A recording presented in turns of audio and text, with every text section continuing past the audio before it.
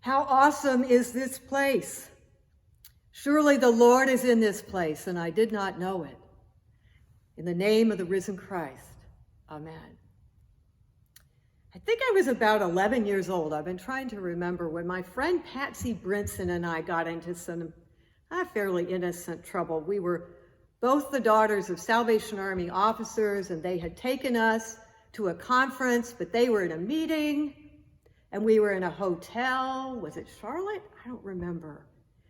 But we saw this door at the end of the hallway, just the two of us, and well, we kind of wanted to go through it, just wanted to see what was there.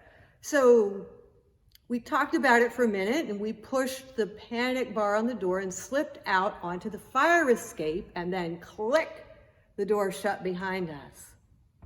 Uh-oh. I think we're maybe up on the 6th floor, and we're looking down, and we realize, oh, it's okay, it's the fire escape. So we start to climb down the stairs, one level after another, until we get to the level of the 2nd floor, and there's no more stairs. There's no stairs. There's just us, two giggly girls, on the fire escape of a downtown hotel. Uh-oh. Well, we panicked and we called the passersby until some helpful stranger came and pointed to the ladder that was attached to the fire escape where we were sitting. As it turns out, there's a ladder that comes down from the 2nd floor to the ground, but to use it, you have to step on it. So you have to pull yourself around and bring your weight onto the ladder and let the ladder carry you to the ground as you come down. So one at a time. I'm amazed we weighed enough to draw that ladder down, but we got ourselves onto the ground, and well, we were shaking. We were shaking. It was scary. How awesome is this place? Every ladder is scary, right? On some level. Ladders are scary. So Jacob saw his ladder in the 28th chapter of Genesis. He's on the run. The stories in Genesis are a little conflicted about why he's on the run. The primary reason seems to be that his brother Esau wants to kill him. The other reason is that his mother has sent him off to find a bride with her brother Laban. There's a conflation of the two stories because they're coming from different ancient sources in the book of Genesis. But in either case, Jacob is on a journey. He's by himself, and Esau's out to get him. He has a dream. He has a dream that there's a staircase, a ladder, coming from the earth to heaven, and there are angels coming down and going up. And he has the dream, and God comes to stand beside the place where he is sleeping. God, Jacob's father's God, his mother's God, his grandfather Abraham's God, his grandmother Sarah's God, is here, and he's making him a promise.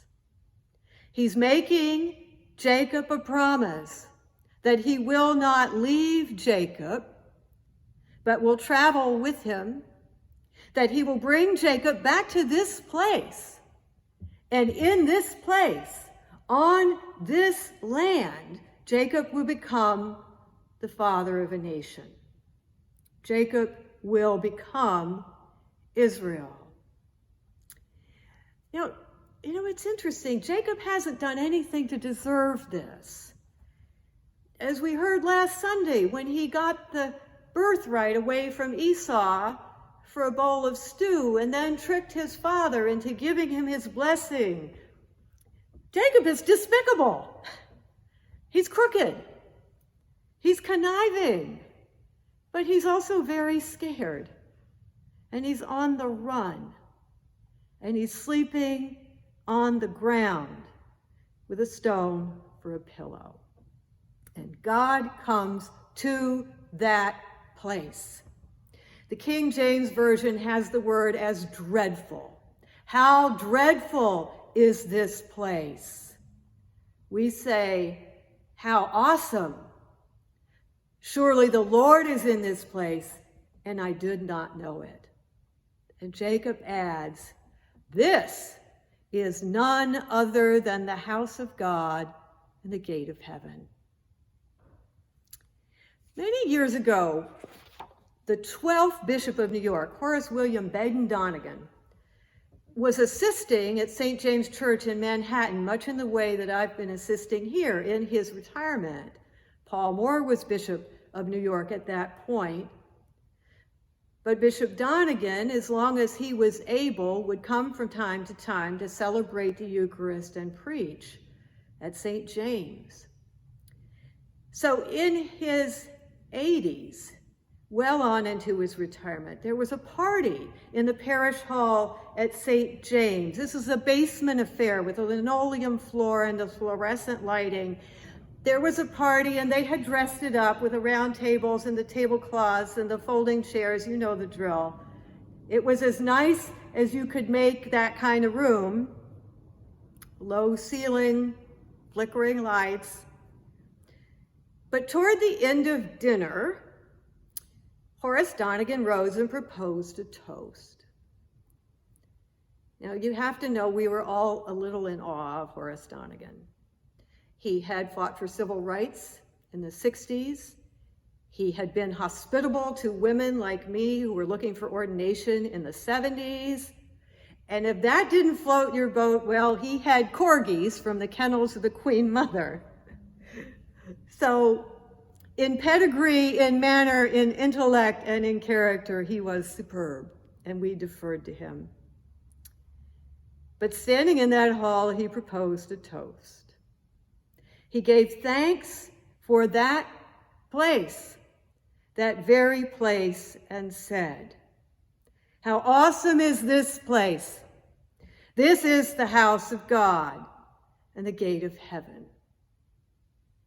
He meant, I believe, that he had seen at St. James, in that place and among those people, his own staircase to heaven.